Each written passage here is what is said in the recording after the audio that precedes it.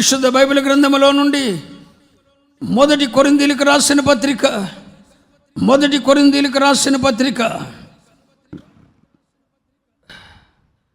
5వ అధ్యాయము 7వ వచనం నుండి చూడండి. 7వ వచనం నుండి చూడండి. మీరు పులిపిండి లేనివారు, మీరు పులిసిన పిండి లేనివారు కనుక క్రొత్త ముద్ద అవుటకై. ఎంతమంది చెప్పండి, నాలో పులిసిన పిండి లేదు అన్నవారు చేయొద్దండి. మునుపటి స్వభావం నాకు లేదండి, మునుపటి ప్రవర్తన నేను వదిలేసుకున్నానండి అన్నవారు ఒకరుందా అంటే మీరు పస్కా పండుగ జరుపుకోలేదని అర్థం, సిలువ యొద్దకు రాలేదని అర్థం. ఇప్పుడు మీరేమవ్వాలి?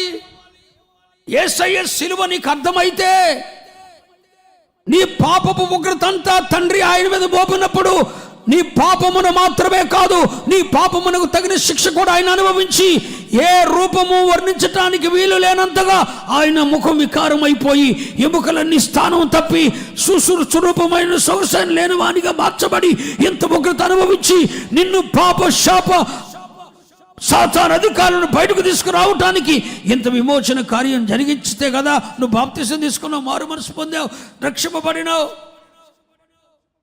మరి రక్షింపడిన నీలో మరి పులిపిండి ఎక్కడిది?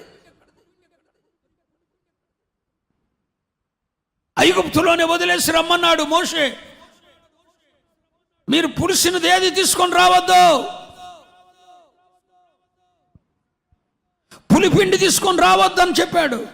మరి పులిపిండి ఎక్కడిది? ఇక్కడ పౌలపస్తుడు అంటాడు, మీరు పులిపిండి లేనివారు, రక్షింపబడిన వారులారా, నూతన జన్మ అనుభవం పొందిన వారులారా, బాప్తిసం పొందిన వారులారా, ప్రభు వల్ల ఆచరిస్తున్న వారులారా, మీరు పులిపిండి లేనివారు కనుక, పులిపిండి లేనివారు కనుక మీరు క్రొత్త ముద్ద అవుటకై ఆ పాతదైన పులిపిండిని తీసి పారవేయుడి. ఇక ఐగుప్తులోనే పారేయండి బిడ్డ. ఐగుప్తులను బయలుదేరేటప్పుడే మోషే చెప్పాడు, పులిసినది ఏది తీసుకొని రావద్దు, మీ పులిపిండి తీసి. ఇప్పుడు పులిపిండి అంటే ఏమన్నాను? అది ఇవాళది కాదు, నిన్నటిది,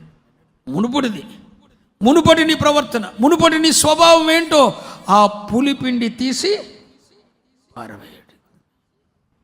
ఎందుకు పారేయాలి? అదే వాక్యం, క్రీస్తు అను మన పస్కా పశువు.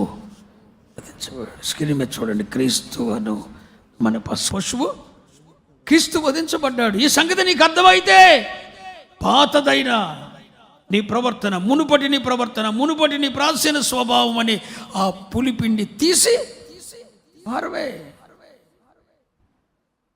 ఇది పారేయకుండా పెనలో పుస్తకాలు ఇచ్చుకొని హడావుడిగా రాసేసుకొని బైబిల్లో గీతలు పెట్టుకుంటే భక్తి వచ్చేద్దంటారా బాబు. ఈ పులిపిండి తీసి పారవేయండి, ఈ పులిపిండి తీసి పారవేయండి. పాతదైన పులిపిండి ఎంతకాలం ఇంకా పాతదైన పులిపిండి నీలో ఉంటుంది? మునుపటి ప్రవర్తన, మునుపటి స్వభావం ఇంకెంతకాలం? ఆ పులిపిండి యేసు నీకు అర్థమైతే, యేసయ్య శిలువ శ్రమ నీకు అర్థమైతే, యేసయ్య పస్కా పశువుగా నీ కొరకు వధించబడ్డాడన్న సంగతి నీకు అర్థమైతే, పాతదైన పులిపిండి తీసి పారవేసి పులి అని రొట్టెల పండగ ఆచరించండి. స్తోత్రం చెప్పండి. ఈ పాతదైన పులిపిండి తీసి పారేయండి, పాతదైన పులిపిండి తీసేయండి. దాని ఇంట్లోనే ఒట్టు పెట్టి కూర్చుంటావు. ఒక స్త్రీ దగ్గరట 3 కొంచెముల మంచి పిండి ఉందట. ఎంత చెప్పండి? 3 కొంచెముల మంచి పిండి ఉందట. అప్పటికప్పుడే అప్పటికప్పుడే పిసికిన 3 కొంచెముల పిండి ఉందట. ఈ 3 కొంచెముల పిండి అంటే అది పులిసింది కాదు, ఫ్రెష్ 3 కొంచెముల పిండి. ఈ 3 కొంచెముల పిండి దేన్ని చూస్తుందంటే పొందిన రక్షణ, కాపాడుకుంటున్న రక్షణ. యేసయ్య వచ్చినప్పుడు దేహ విమోచన కలగజేసే రక్షణ. అంటే త్రికాలానికి, భవిష్యత్ కాలానికి కూడా కాపాడుకోగలిగిన భక్తి ఉంది ఈ స్త్రీ దగ్గర, ఈ సంఘం దగ్గర.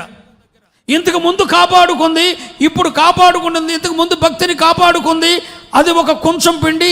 ఇప్పుడు భక్తిని కాపాడుకుంటుంది, రెండవ కొంచెం. భవిష్యత్తు కాలంలో కూడా రక్షణను, పరిశుద్ధతను కాపాడుకునే అంత 3 కొంచాల పిండి ఉంది.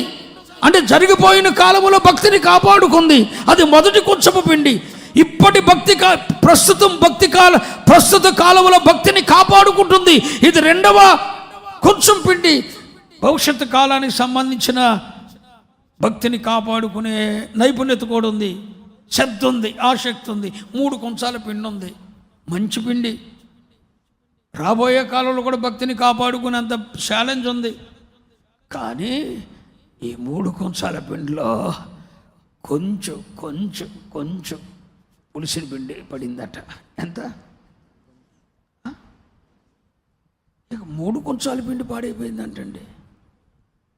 హలో, కొంచెం బుద్ధిహీనత నీ త్రాసులో ఉంచితే ఎంత జ్ఞానం నీ దగ్గర ఉంది, ఎంత జ్ఞానం నీ దగ్గర ఉంది.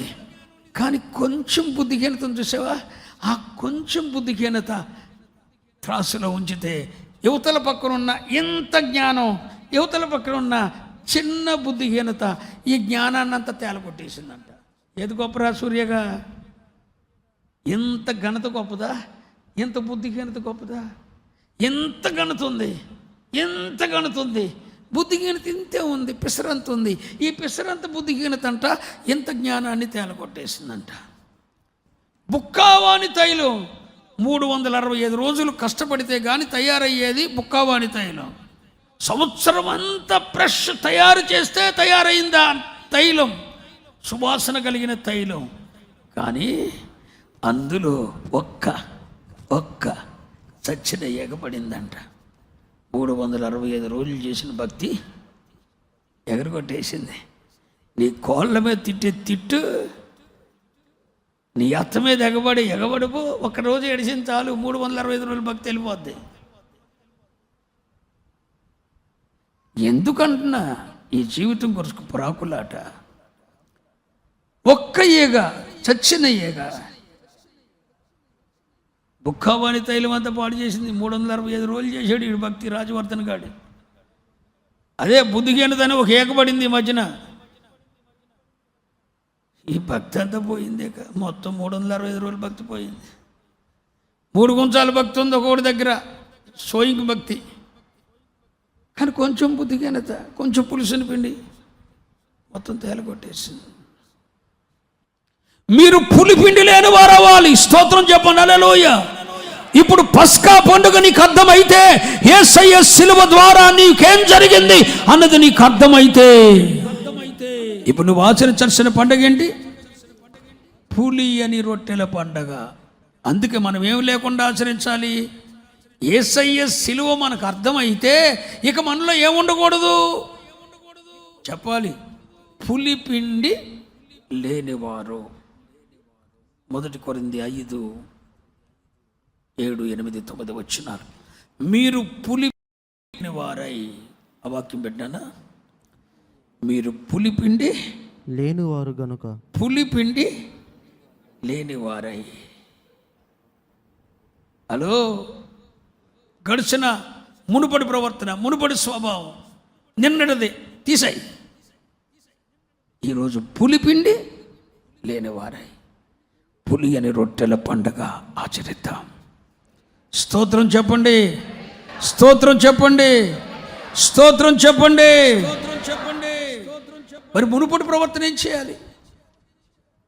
మునుపటి స్వభావం ఏం చేయాలి? తీసి పారవేయండి. మరి యేసయ్య పస్కా పండుగ రోజున ఆయన మరణించాడు.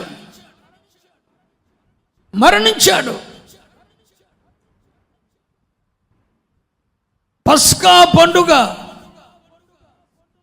ఆయన మరణమును చూపిస్తుంటే, పులి అని రొట్టెల పండగ పులిపిండిని సమాధి చేసిన రోజును చూపిస్తుంది. హల్లెలూయా.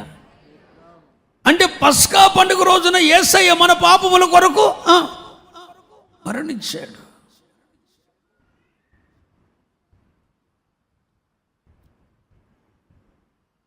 మరి ఆ తదుపరి మనం ఏం చేయాలి?